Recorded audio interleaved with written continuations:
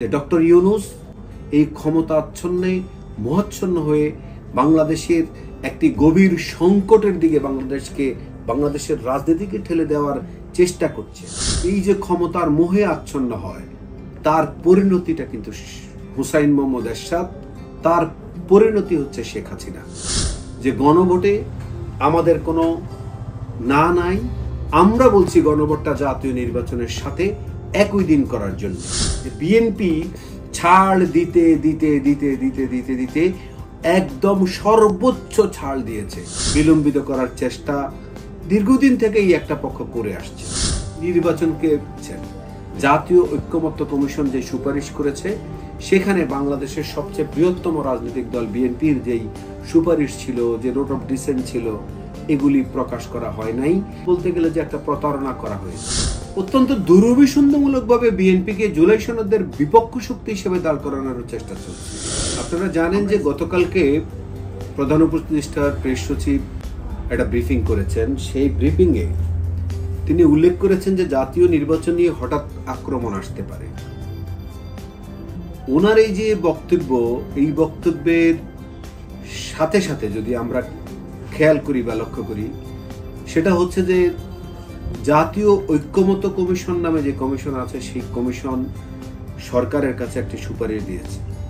সেই সুপারিশে একটি বড় রাজনৈতিক দল, আমি বিশেষ করে বিএনপির কথাই বলছি, তারা যেই যে পয়েন্টগুলিতে নোট অফ ডিসেন্ট দিয়েছেন, সেই নোট অফ ডিসেন্টগুলিকে বাদ দিয়ে জাতীয় অনৈক্য তৈরি করার জন্য ভোটের আগে, জাতীয় নির্বাচনের আগে গণভোটের একটা সুপারিশ তারা করেছেন। এটা আমরা দেখতে পাচ্ছি। এই যে জাতীয় ঐক্যমত্য কমিশনের প্রস্তাব, গতকালকে প্রেস সচিবের বক্তব্য এবং কিছু রাজনৈতিক সংগঠনের কর্মকাণ্ড, এই সকলগুলির একটা যোগসূত্র আমরা দেখতে পাচ্ছি। যোগসূত্রতে এটা দেখতে পাচ্ছি যে তারা পূর্ব ঘোষিত ফেব্রুয়ারিতে যে সম্ভাব্য জাতীয় নির্বাচন হওয়ার কথা, সেই নির্বাচনকে যে কোনো মূল্যে, যে কোনোভাবেই বিলম্বিত করার চেষ্টা দীর্ঘদিন থেকেই একটা পক্ষ করে আসছে। এটা কেন তারা বিলম্বিত করার চেষ্টা করছে, একজন রাজনৈতিক কর্মী হিসাবে বা বিশ্লেষক হিসাবে যদি আমি বলি, যে তারা নিজেরা জানে যে তারা জাতীয় নির্বাচনে যেই প্রত্যাশা তারা করছে, যেভাবে তারা চিন্তা করছে, সেই চিন্তায় জনগণ তাদের কে ওইভাবে সমর্থন করবে না, বা জনগণের ওরকম সমর্থন তারা পাবে না। এখন সেই কারণেই তারা নির্বাচনটাকে বিলম্বিত করার চেষ্টা করছে। নির্বাচনটা যেন না হয় অনিশ্চিত একটা অবস্থার মধ্যে জাতিকে ফেলার চেষ্টা করছে।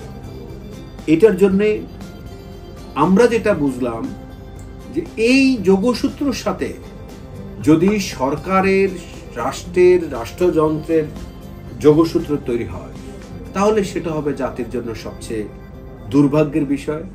এবং আমরা যেটা মনে করি, বিএনপির মহাসচিব মহোদয় আজকেও বলেছেন, জাতীয় ঐক্যমত্য কমিশন যে সুপারিশ করেছে, সেখানে বাংলাদেশের সবচেয়ে বৃহত্তম রাজনৈতিক দল বিএনপির যেই সুপারিশ ছিল, যে নোট অফ ডিসেন্ট ছিল, এগুলি প্রকাশ করা হয় নাই।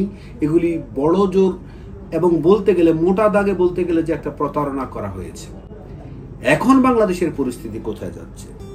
আজকে আপনি যদি ফেসবুক লক্ষ্য করেন, বিএনপি সহ তার সমমনা রাজনৈতিক অপরাপর শক্তিগুলি প্রকাশ্যভাবেই এই জুলাই সনদের যে গণভোটের কথা, নির্বাচনের আগে যে গণভোট, এই গণভোটের বিরোধিতা করে না প্রতীক দিয়ে ফেসবুকে পোস্ট করছে। এটা ফেসবুকে সলাপ করা হচ্ছে।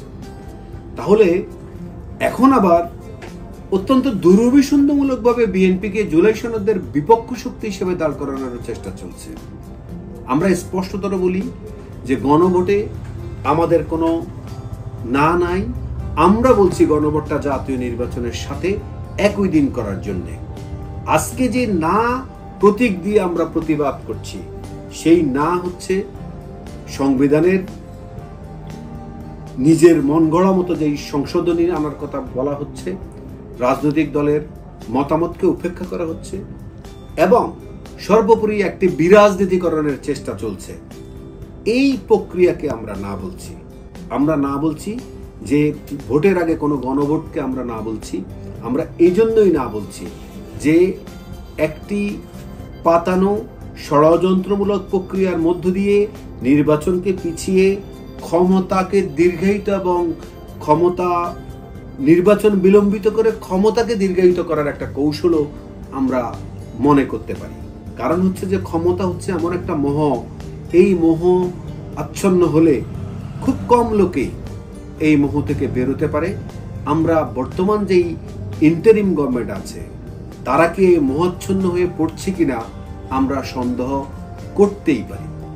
আমি শেষ কথা বলে রাখি যে বাংলাদেশে যেই কোনো ব্যক্তি যখনই ক্ষমতাদ্বন্দ্ব হয়, যখন এই যে ক্ষমতার মোহে আচ্ছন্ন হয়, তার পরিণতিটা কিন্তু হুসাইন মোহাম্মদ এরশাদ, তার পরিণতি হচ্ছে শেখ হাসিনা।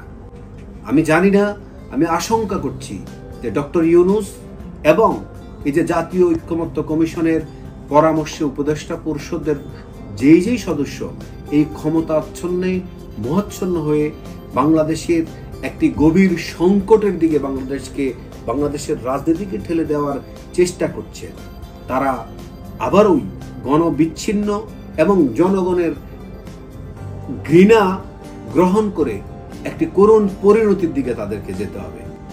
সুতরাং আজকের এই বক্তব্যের মধ্যে আমি আহ্বান জানাই, বাংলাদেশের সংখ্যাগরিষ্ঠ জনগণের এখনকার মতামত হচ্ছে একটি জাতীয় নির্বাচনের মধ্য দিয়ে ইন্টারিম গভর্নমেন্ট নির্বাচিত সরকারের কাছে ক্ষমতা হস্তান্তর করা। আপনি ক্ষমতা হস্তান্তরের মধ্যে একটি অবাধ, সুষ্ঠু, নিরপেক্ষ নির্বাচন করেন, সেই নির্বাচনে রাজনৈতিক দলগুলি প্রতিদ্বন্দ্বিতা করবে, যাদেরকেই জনগণ অবাধ, সুষ্ঠু নির্বাচনের মাধ্যমে ভোট প্রদান করবে, তারাই রাষ্ট্র ক্ষমতায় যাবে। এটা নিয়ে আমাদের কোনো বক্তব্য নেই। আমাদের বক্তব্য হচ্ছে আপনি ক্ষমতায়, জনগণ আপনাকে ভোট দিবেন, এই জন্য আপনি নির্বাচনে বাতিল করে দিবেন, আপনি ইন্টারিম হয়ে আপনি আবার নিজের ক্ষমতাকে দীর্ঘমেয়াদী করার জন্য নির্বাচন বিলম্বিত করবেন। এই কোনো কিছুই বাংলাদেশের জনগণ মানবে না, বিএনপি মানবে না। আমি শেষ করার আগে শুধু এটুকু বলতে চাই যে বিএনপি ছাড় দিতে দিতে দিতে দিতে দিতে দিতে একদম সর্বোচ্চ ছাড় দিয়েছে শুধুমাত্র বাংলাদেশ রাষ্ট্রের গণতান্ত্রিক রূপান্তরের জন্যেই। কিন্তু বিএনপির পক্ষে আর এরকম ভাবে কোনো ছাড় দেওয়া সম্ভব না। এবং বিএনপি যদি মনে করে, যদি রাষ্ট্র মনে করে, ফয়সালাটা রাজপথের দিকেই ঠেলে দেওয়া হবে। ধন্যবাদ।